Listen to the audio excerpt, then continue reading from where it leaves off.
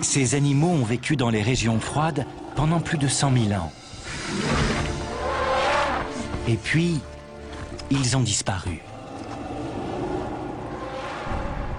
Aujourd'hui, les mammouths laineux refont surface. En Arctique, sous l'effet du réchauffement climatique, la glace fond et les restes de ces animaux préhistoriques ressurgissent. Pour les scientifiques, c'est une course contre la montre. Ils doivent mettre la main sur ces trésors avant les trafiquants.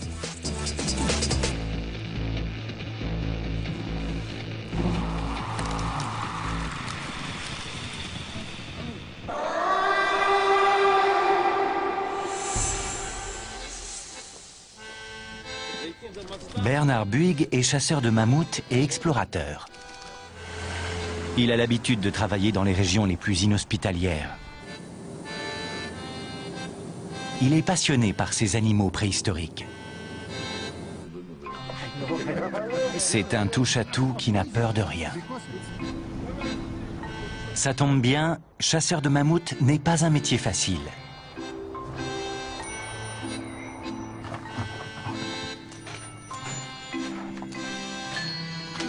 Bernard Buig vit au Pays Basque, mais son territoire, c'est la partie russe de l'Arctique.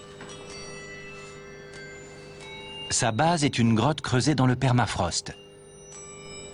Les parois de glace assurent une température constante de moins 26 degrés. Elle préserve les centaines d'ossements qu'il a sauvés du marché illégal.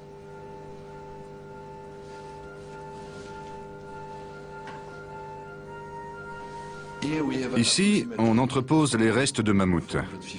On a entre 400 et 450 pièces. Et chaque os nous raconte l'histoire de l'animal. Il faut avoir beaucoup de chance pour tomber sur un mammouth. Il faut savoir être très patient, être comme un chasseur. C'est assez compliqué à expliquer. On ne trouve pas un mammouth, c'est lui qui vous trouve. Pour les scientifiques, la plus belle découverte serait une carcasse entière. Bernard Buig compte sur son réseau d'informateurs pour le tenir au courant. Aujourd'hui, il prend la tête d'une expédition internationale tout près du cercle arctique, dans l'espoir d'en trouver une.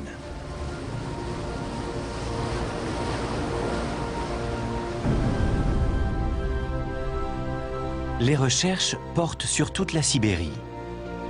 C'est une immense région glacée où la température peut avoisiner moins 40 degrés pendant plusieurs mois d'affilée.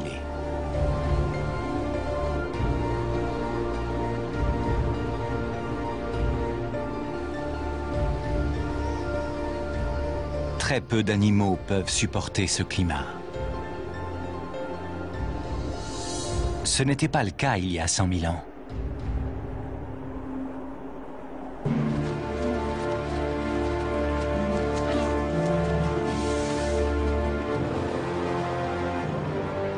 Les mammouths laineux étaient parfaitement adaptés à cet habitat et ils vivaient nombreux dans la région. Ils ont quasiment tous disparu à la fin de la dernière glaciation, il y a environ 10 000 ans. Et on ignore pourquoi. Pour seuls indices, ils ont laissé un très grand nombre de carcasses, aujourd'hui cachées sous la glace.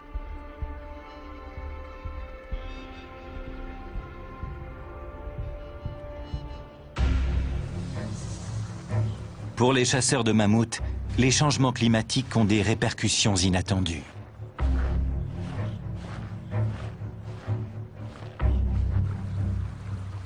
La hausse des températures fait ressurgir des ossements, des défenses et même des squelettes entiers.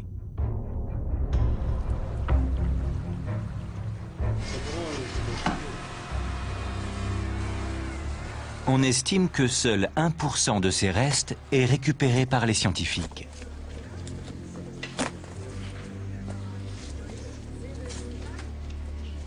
Le reste tombe entre les mains de trafiquants, qui les revendent au marché noir où les plus belles défenses peuvent se négocier autour de 75 000 € pièce.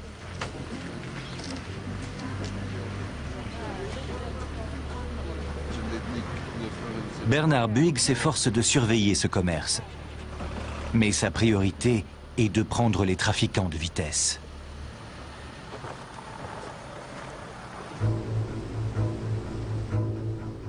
Il veut que la science puisse étudier de nouveaux ossements.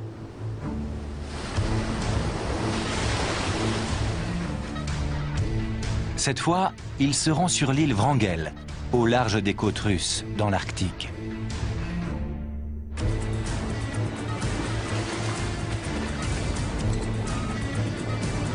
Il est accompagné par 2 scientifiques qui connaissent bien les mammouths. La spécialité du paléontologue Dan Fisher, ce sont leurs défenses. Il les étudie depuis 30 ans et sait les faire parler.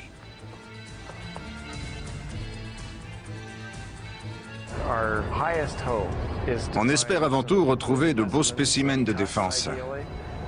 C'est l'idéal parce qu'elles contiennent une foule d'informations sur la vie des animaux. L'île Wrangel est au bout du monde. On n'a aucun moyen de savoir ce qu'on va voir en arrivant. Alexei Tikhonov est le directeur adjoint de l'Académie russe des sciences. C'est sa 3e visite sur l'île.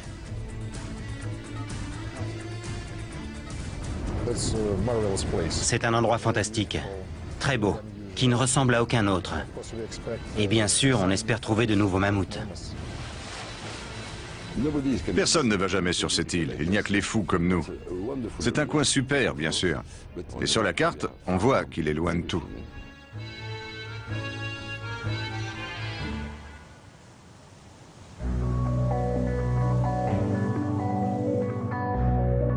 D'après ce qu'on sait, les derniers mammouths se sont éteints sur l'île Wrangel il y a environ 10 000 ans.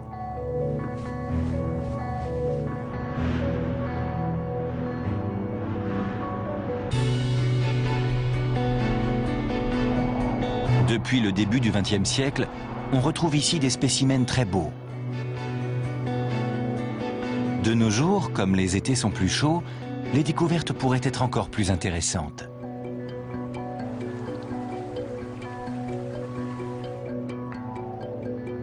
La plupart du temps, l'île est cernée par la mer de glace. Mais pendant 8 semaines, la température remonte au-dessus de 0 et on peut s'en approcher en bateau.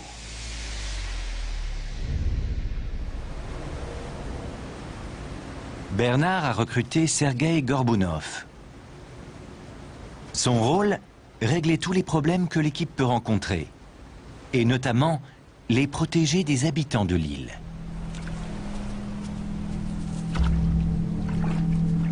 En effet, on y croise de très nombreux ours polaires.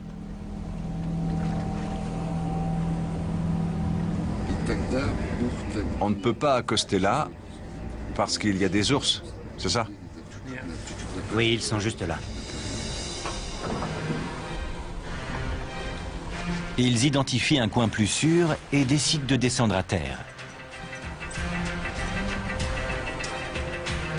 Le bateau reste loin de la côte. Le matériel et les hommes sont transportés en hors-bord.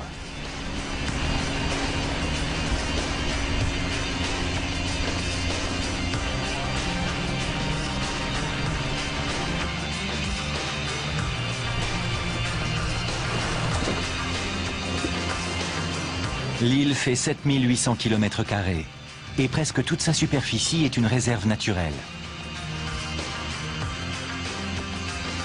L'équipe va bientôt se mettre au travail.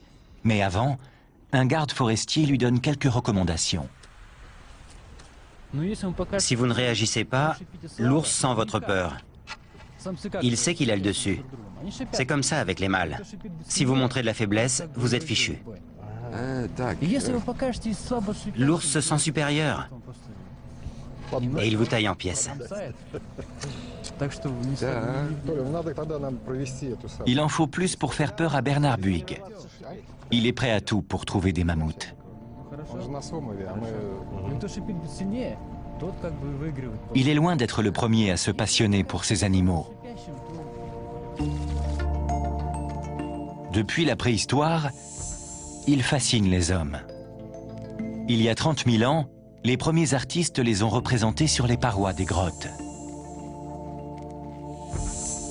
Les mythes et légendes du Moyen-Âge disait que les os de mammouth retrouvés dans le sol appartenaient à des taupes géantes. Au XVIIIe siècle, les naturalistes ont compris que ces animaux ressemblaient aux éléphants. À quelques différences près.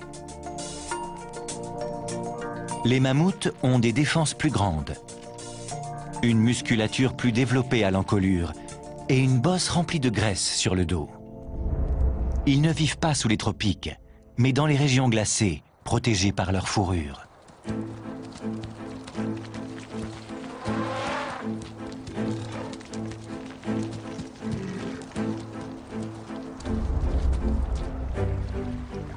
L'équipe entame ses recherches sur l'île Wrangel. Je suis en train de chercher les traces de mammouth. Dan Fisher sait qu'il faut ouvrir l'œil.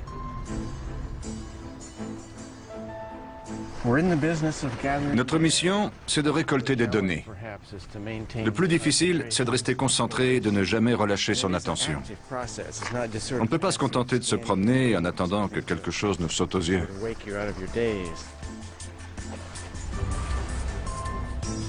Lors des 5 premières journées, l'équipe ne trouve que des dents et quelques fragments d'eau et de défense. Une dent et un morceau de défense. Chaque trouvaille est étiquetée, répertoriée et soigneusement rangée. Pour l'instant, il n'y a rien d'exceptionnel.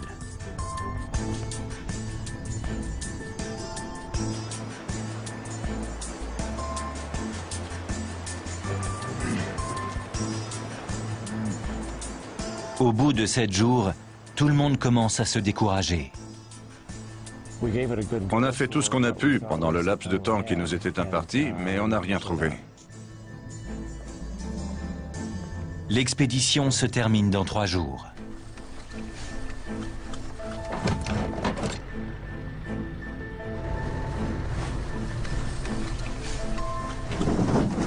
Tout à coup, le véhicule de l'équipe roule sur une bosse suspecte.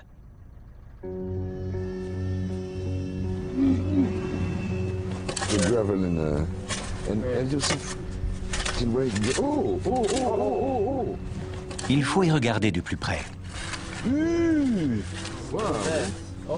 Ça va plus loin. On dirait une défense, sans doute intacte. Pour en avoir le cœur net, il faut la dégager entièrement.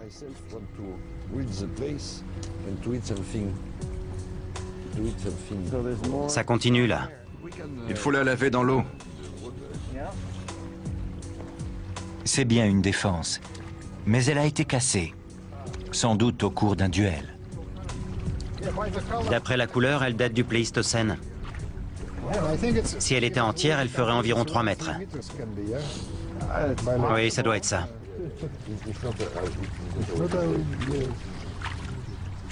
Les défenses contiennent des informations que l'on ne trouve pas dans les os et les dents.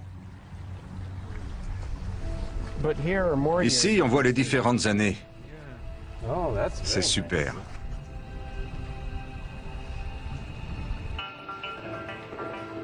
Dan Fisher emporte cette découverte dans son laboratoire de l'Université du Michigan. À l'intérieur d'une défense, il y a l'équivalent du journal de bord de l'animal avec le détail de ce qui lui est arrivé tout au long de sa vie.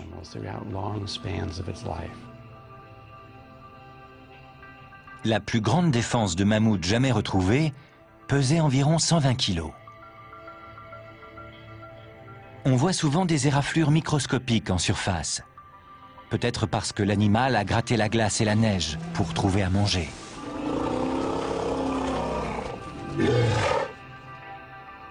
Sur le dessus, il y a une zone lisse et brillante. On pense que le mammouth posait sa trompe à cet endroit.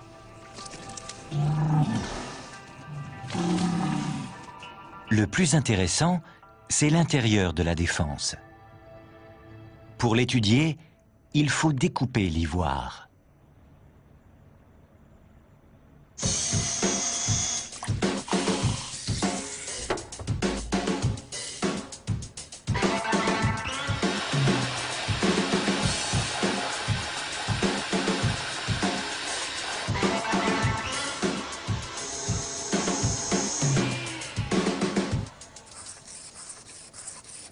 Après un polissage soigneux, des motifs apparaissent quand on projette une lumière ultraviolette.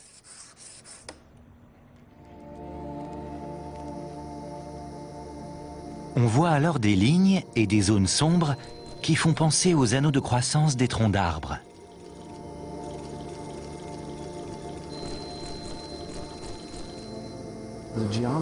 La géométrie de croissance est différente. Les arbres grandissent du centre vers la superficie, alors que les défenses, c'est de l'extérieur vers l'intérieur. Les traits microscopiques correspondent aux événements importants dans la vie de ce jeune mammouth.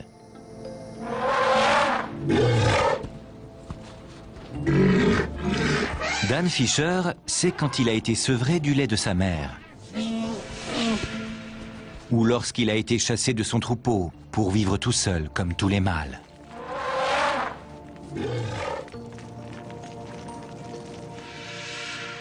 Les lignes de croissance plus fines et plus sombres correspondent aux hivers où la nourriture était moins abondante et aux périodes de famine.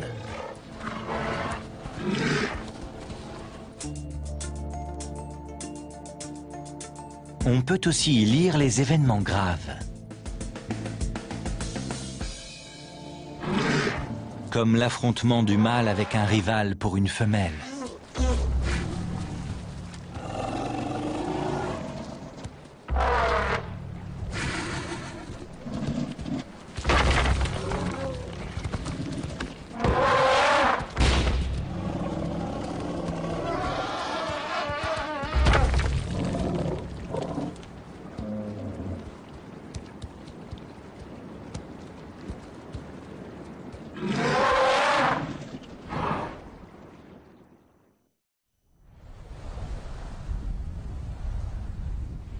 Sur l'île Wrangel, la fin de l'expédition est plus fructueuse que le début.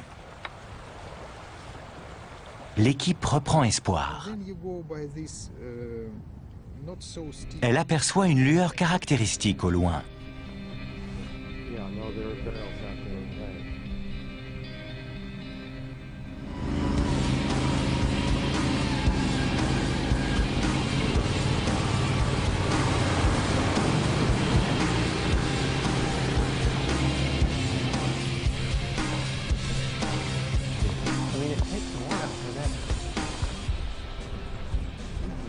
Malheureusement, ce n'est pas la carcasse espérée.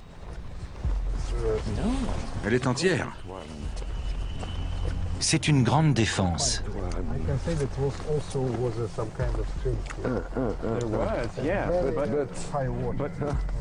Son emplacement intrigue Bernard Buig. D'où vient-elle? Il a l'impression qu'elle a été déposée par le personnel du parc naturel, peut-être pour l'empêcher de trouver une carcasse complète, plus précieuse sur le marché noir.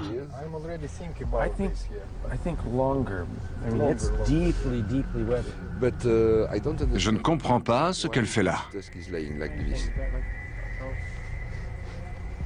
La défense a aussi pu être exposée par la fonte des neiges et emportée par les ruissellements jusqu'à cette plaine.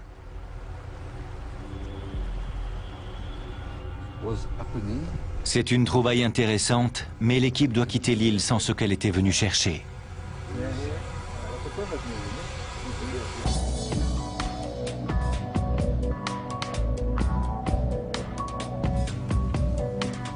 Bernard Buig prépare déjà son expédition suivante.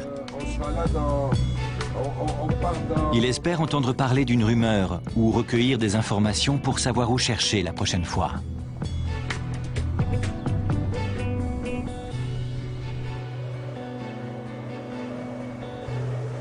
L'île Wrangel était la limite nord du territoire des mammouths.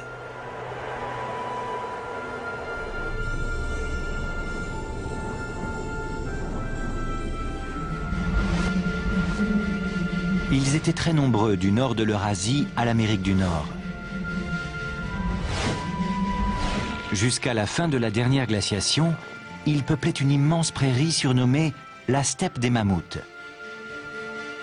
Aujourd'hui, c'est là qu'on retrouve la plupart de leurs ossements.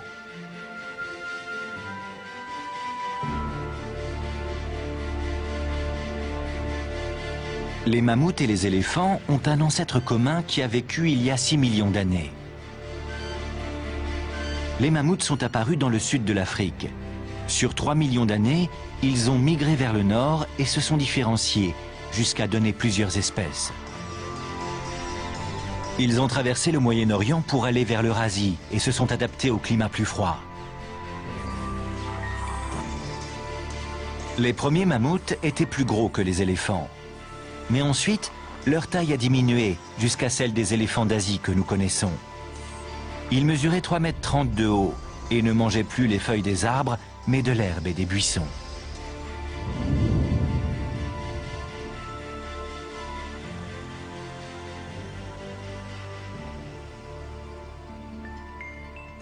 Les fossiles nous donnent seulement les grandes lignes de leur histoire. Et parfois, certains spécimens livrent des détails surprenants. En mai 2007, un éleveur de rennes a trouvé un mammouth dans un état de conservation exceptionnel. Baptisée Liuba, c'est une petite femelle qui avait 1 mois à sa mort. La glace de Sibérie a parfaitement préservé ses poils, sa chair et même ses yeux. Pour la première fois, on a pu étudier des tissus mous, comme l'appendice au bout de sa trompe, plus gros et plus agile que celui des éléphants. Il devait permettre aux mammouths d'attraper plus facilement les herbes et les broussailles. Sur les scanners, on voit que les reins de Liuba sont plus gros qu'on ne le pensait. Ils ressemblent à ceux des chameaux. Ce serait une adaptation des mammouths aux conditions plus sèches de la steppe. C'est très rare de trouver une carcasse complète. On n'en a que 6 comme Liuba. Et les autres ne sont pas aussi bien conservés.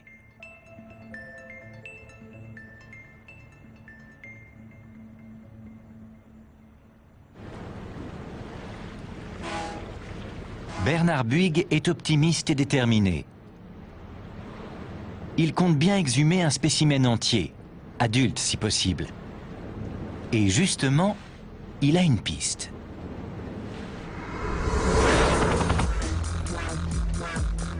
D'après un informateur, une carcasse a été repérée sur la péninsule de Yamal, dans l'ouest de la Sibérie.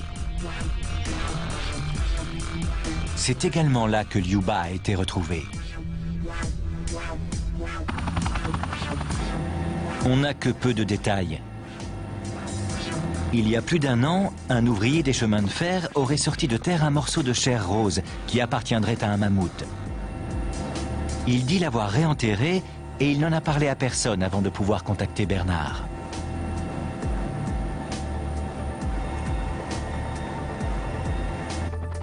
L'équipe se précipite sur place, en espérant que personne ne l'a devancé.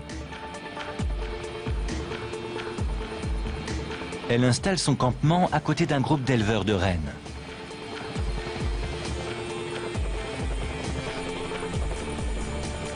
Ce sont des nomades de l'ethnie des Nénètes.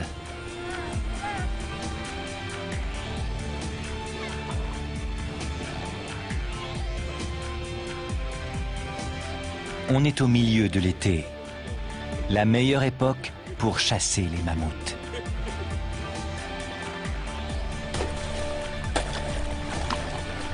Pour les chercheurs, la douceur estivale est à double tranchant. Les trésors du sous-sol sont exposés par la fonte des neiges, mais c'est plus difficile de naviguer sur les cours d'eau à cause des blocs de glace à la dérive.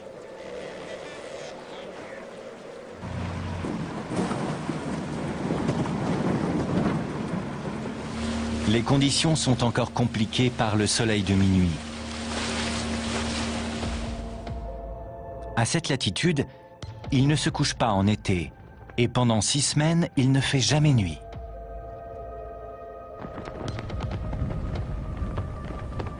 L'ensoleillement permanent est idéal pour scruter le paysage, mais il a des conséquences physiologiques.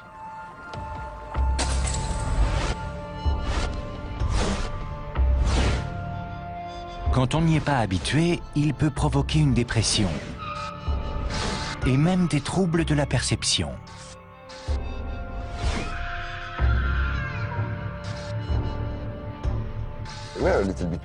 On devient un peu fou, c'est vrai. J'ai déjà oublié comment on était arrivé là. Ce matin, quand je me suis réveillé, je me suis demandé ce que je faisais là. Mais c'est très simple, on cherche des mammouths. L'équipe poursuit ses recherches en profitant du train d'une compagnie gazière sibérienne.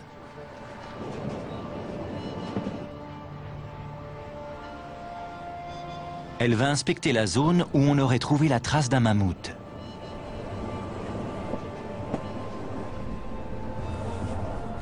Les indications sont vagues, mais elle parvient à localiser la carrière abandonnée où un homme dit avoir vu une carcasse. Elle a l'autorisation de l'inspecter, mais seulement pendant 3 jours. Pour cela, elle va utiliser un radar à pénétration de sol pour sonder le permafrost. On va le trouver ici, c'est sûr. Il y a bien un mammouth quelque part dans les parages. Bien sûr, je suis impatient, mais je ne vais rien précipiter. Il y a une différence. L'équipe travaille 24 heures sur 24.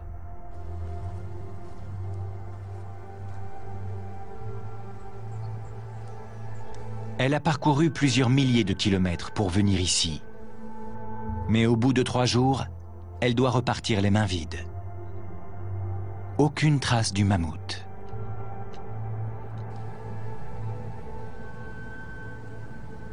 Je ne pensais pas qu'on allait être confronté à ce type de situation. Je suis un peu déçu, bien sûr. Mais je dois rester concentré sur la préparation de l'étape suivante de nos recherches. Parce que je ne vais pas laisser ce mammouth tranquille. On va s'occuper de lui. On verra comment ça se passe pendant l'été.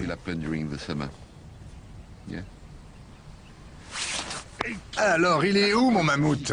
J'espère que tu organiseras la prochaine expédition un peu mieux.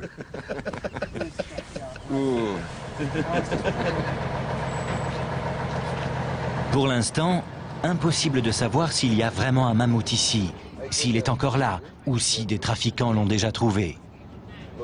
Quoi qu'il en soit, Bernard n'a pas l'intention de baisser les bras.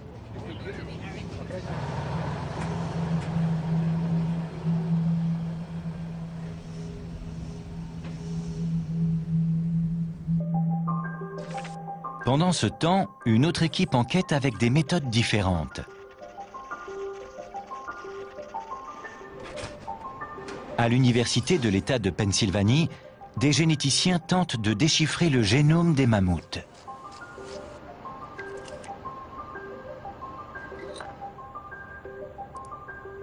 Les scientifiques ont extrait de l'ADN dans des poils et étudié le matériel génétique qui codait toutes les cellules du corps.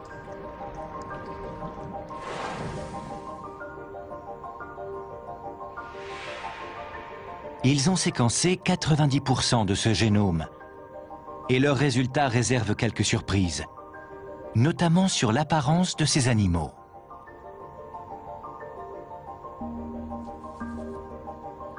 On les représente en général avec un pelage rouge foncé. Mais on a constaté que la couleur de leurs poils était déterminée par des gènes ressemblant à ceux des cheveux humains. Ils pouvaient donc être blonds, roux ou même bruns.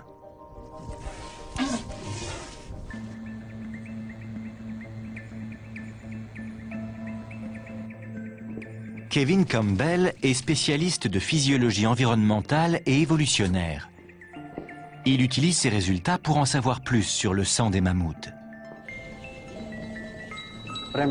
Ce qui m'intéresse plus particulièrement, c'est l'hémoglobine, la protéine qui est l'ingrédient principal du sang. C'est l'interface entre l'atmosphère et la cellule. Cette protéine transporte l'oxygène dans le corps. Kevin Campbell travaille d'ordinaire sur des souris pour voir comment leur hémoglobine apporte l'oxygène jusqu'aux cellules, notamment quand il fait froid. Il s'est demandé comment celle des mammouths jouait son rôle sous le climat extrême de l'ère glaciaire.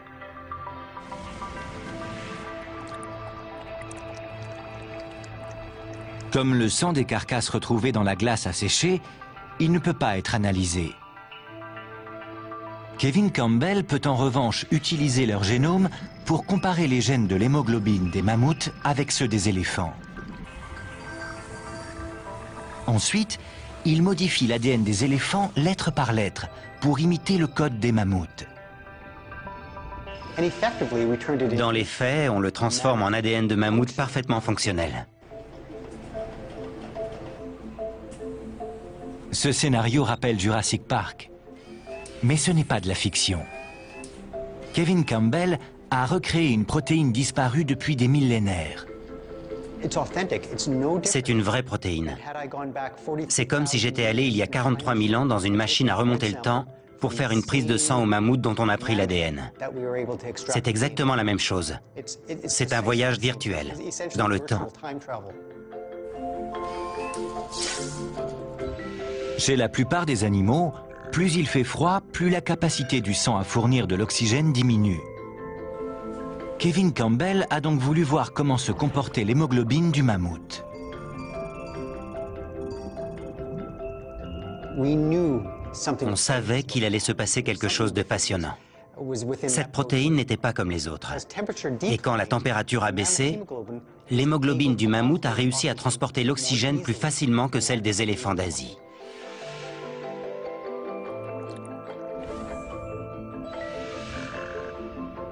Cette capacité d'adaptation leur évitait les engelures et les aidait à conserver leur chaleur corporelle, ce qui était essentiel pour survivre en période glaciaire.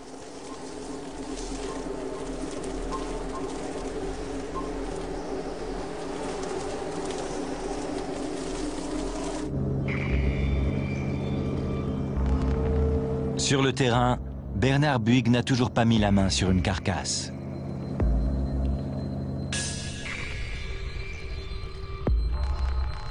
Il est rentré bredouille de l'île Wrangel et de la péninsule de Yamal.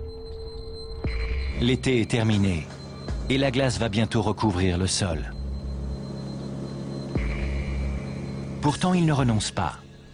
Il étend ses recherches en Sibérie et s'envole pour le lac Boustak, à 4500 km à l'est.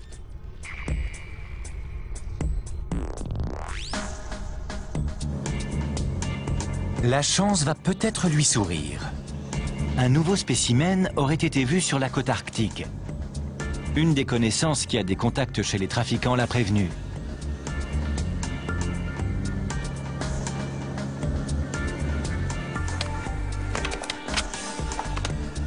Des marchands de défense qui vendent l'ivoire de mammouth en Extrême-Orient disent avoir trouvé une carcasse gelée.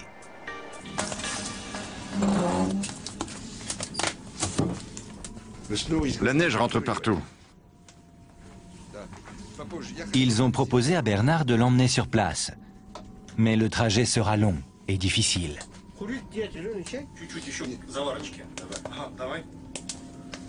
Bernard doit les croire sur parole. Les photos qu'il a vues sont en noir et blanc et assez floues. Mais elles semblent prometteuses. On espère trouver un spécimen bien précis. J'ai vu une ou deux photos. C'est un mammouth complet. Mais il a une forme inhabituelle. Il faut qu'on le voie de plus près. J'espère qu'on pourra le rapporter. Après, je demanderai à des scientifiques de l'examiner. Bernard doit s'en remettre à deux trafiquants de mammouths. Vassili Gorokov et son bras droit, Vladimir Potapov.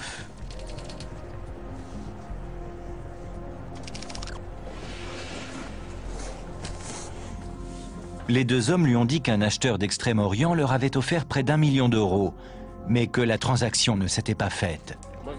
Bernard a réussi à passer un marché avec eux pour que le spécimen ne soit pas vendu, mais confié au Comité international des mammouths. Une carcasse entière serait une trouvaille inestimable. Mais pour l'atteindre, il faut faire près de 800 km dans la toundra glacée.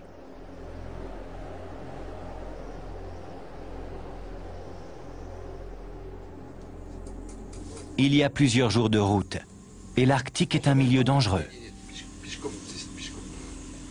Bernard doit apprendre à être patient. et à faire confiance à ses guides. Alors, Vassili, quel est le plan? On peut aller voir le mammouth? Tout est en place? Pas aujourd'hui. Impossible. L'accord passé avec les deux hommes est très fragile. Mais Bernard n'a pas le choix. Il doit gagner leur sympathie. Et en Sibérie, cela signifie prouver son courage.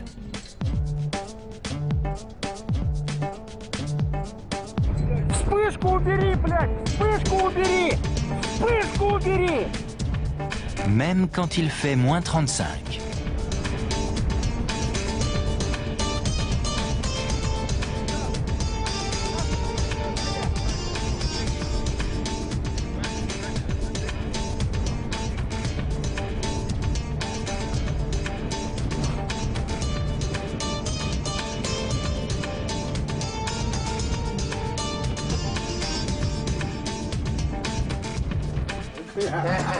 Bernard a réussi le test. L'ambiance dans le groupe se détend.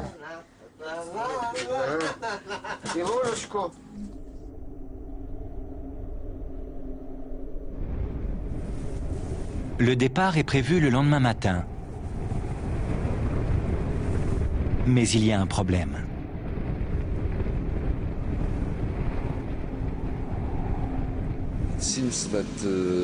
Visiblement, dans 2 jours, il va y avoir ce qu'on appelle un polgar, une tempête de neige. Ah, d'accord. Le générateur du campement fait des siennes, la température chute et la météo est menaçante. Mais les hommes prévoient toujours d'emmener Bernard voir la carcasse. Ils partiront dès demain.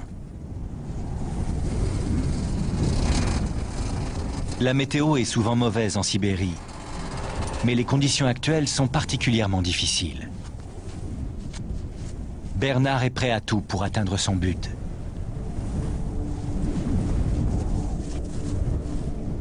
Il pourrait mettre la main sur l'un des plus beaux mammouths jamais trouvés. Ce serait une découverte inestimable pour la science. On pourrait peut-être faire renaître cette espèce.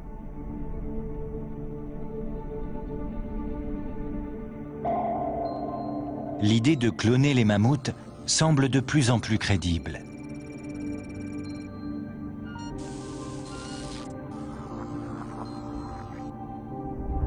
Un trésor caché dans le sous-sol de la Sibérie pourrait révolutionner les connaissances et transformer la science-fiction en réalité.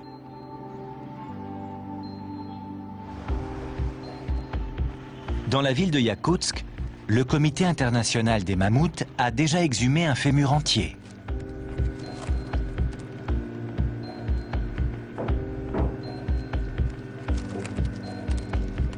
Il a été parfaitement préservé par le permafrost.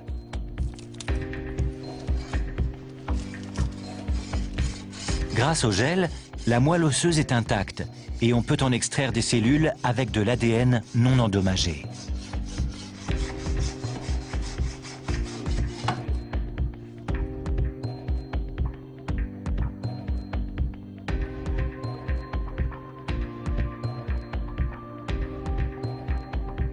La moelle va être envoyée dans un laboratoire japonais qui va tenter d'isoler des noyaux de cellules. On espère ensuite les implanter dans un ovule d'éléphant, dont on aura enlevé le noyau. Ensuite, on pourra le faire se développer dans l'utérus d'une femelle éléphant.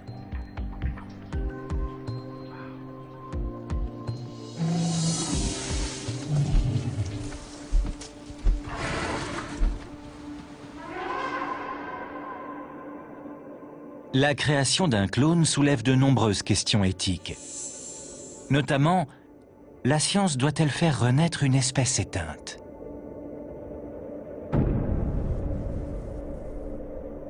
Au lieu de ressusciter les mammouths par clonage, la plupart des scientifiques préfèrent travailler sur les causes de leur disparition.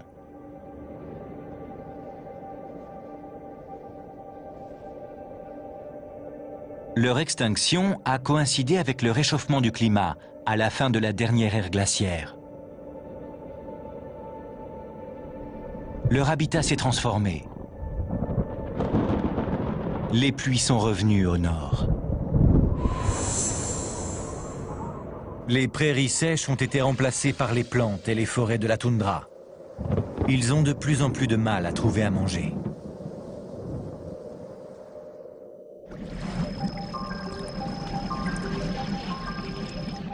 Les études génétiques suggèrent que par le passé, les mammouths laineux avaient su s'adapter au changement. Il y avait eu une baisse brutale de population 30 000 ans plus tôt, mais ils étaient ensuite revenus en force. Il doit donc y avoir une autre explication que l'évolution de leur environnement.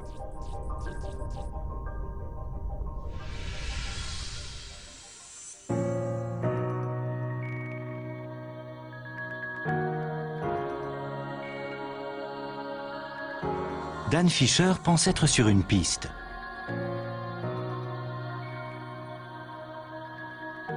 Il a analysé des centaines de défenses issues de différentes espèces de mammouths et trouvé des indices. Il semble que vers la fin, ils grandissaient plus vite et avaient des petits plus tôt.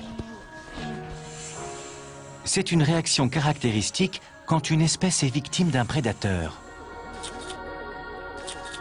Mais il n'y avait qu'un seul groupe capable de menacer les mammouths à l'époque.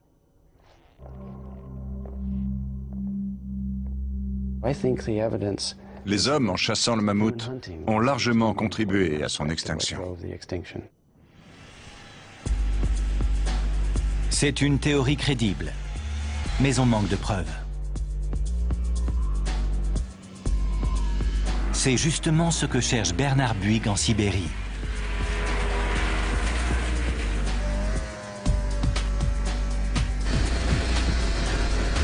Il espère découvrir ce qui pourrait être le plus beau spécimen jamais retrouvé.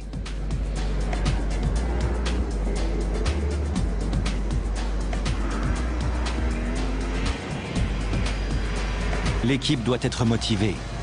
Le vent souffle à plus de 150 km/h. Les températures descendent à moins 50 degrés. Et il n'y a que du poisson cru à manger.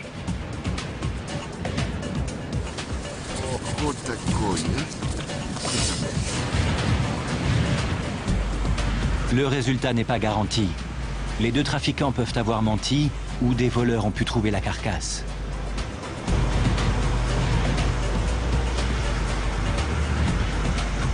Pour l'instant, Bernard ne peut que croiser les doigts.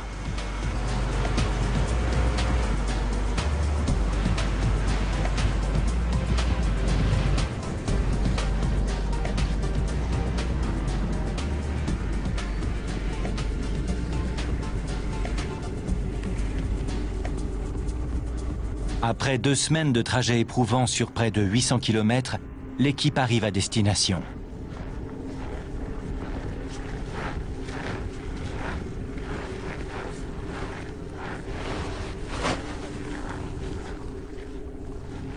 Elle est enfin dans la grotte secrète, cachée sous la glace.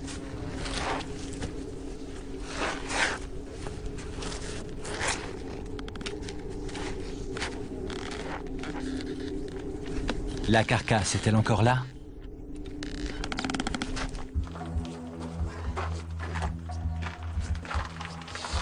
О, маленький ледник. Маленький ледник. А, нет, большой ледник. О.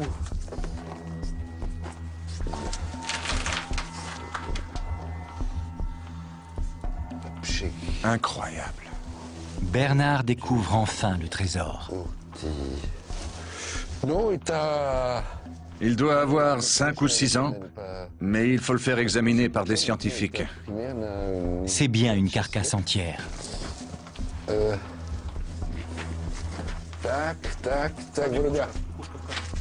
Bernard n'en croit pas ses yeux.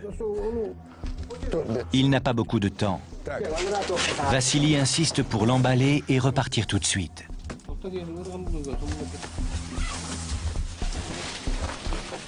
Il faut attendre une véritable analyse scientifique pour avoir plus de détails. Voyager à côté d'un mammouth, ça n'arrive pas tous les jours. Maintenant, il faut faire le trajet du retour avec la précieuse cargaison.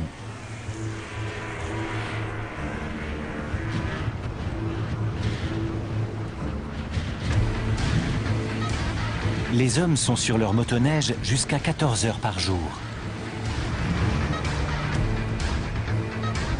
C'est une course contre la montre et surtout contre l'obscurité. Bientôt, la nuit polaire prendra possession de la région et mieux vaut ne pas se retrouver en pleine nature quand le soleil ne se lève plus.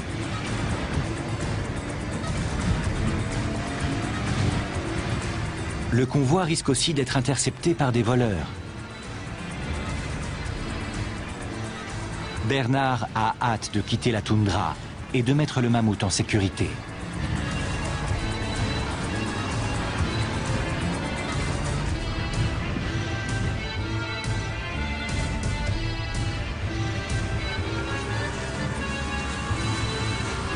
Tout le monde embarque dans un ancien avion militaire pour faire les 800 derniers kilomètres jusqu'à Yakoutsk.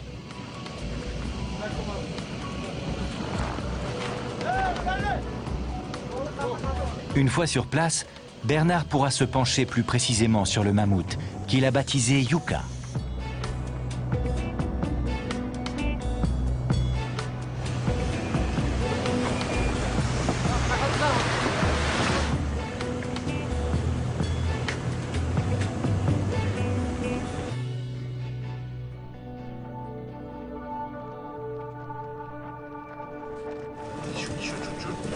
La carcasse va peut-être révéler de nouvelles informations sur l'extinction des mammouths.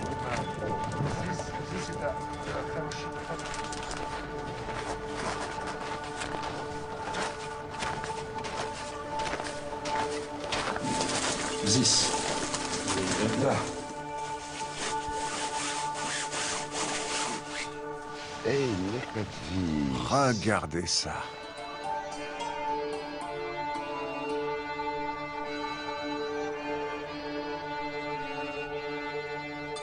Ces longs poils.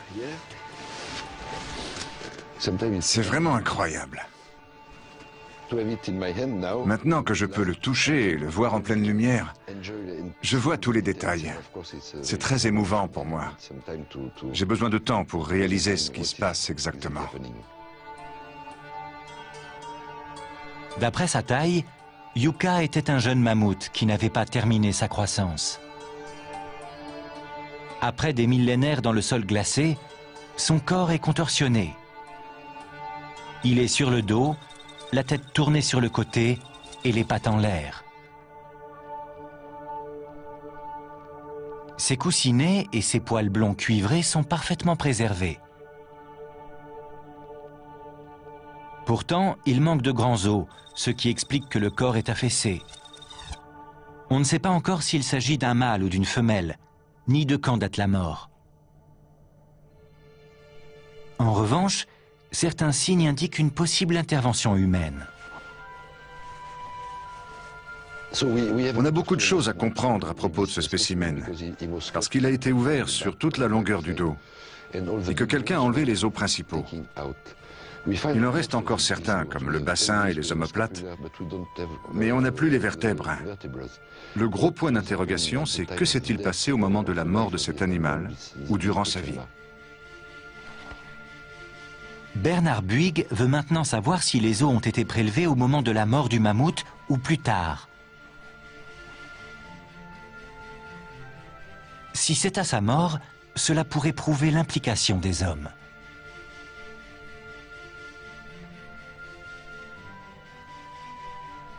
Pourtant, cet animal n'a pas été chassé pour être mangé. Il n'a pas été dépecé et sa chair est intacte.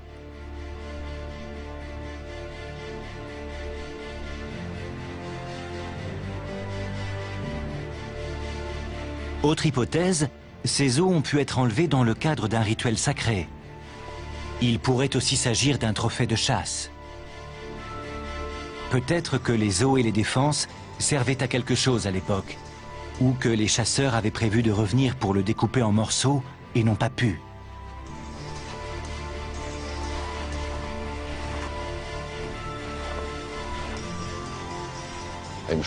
Je suis sûr que l'histoire de ce spécimen est très liée aux hommes, à nos ancêtres. Quant à savoir quel type de lien, c'est difficile à dire pour l'instant. Mais la prochaine étape, ce sera de consulter des spécialistes, des scientifiques qui nous aideront à comprendre ce qui s'est passé. Ce jeune mammouth prénommé Yucca pourrait donc nous ouvrir de nouveaux horizons sur ces animaux impressionnants et encore méconnus.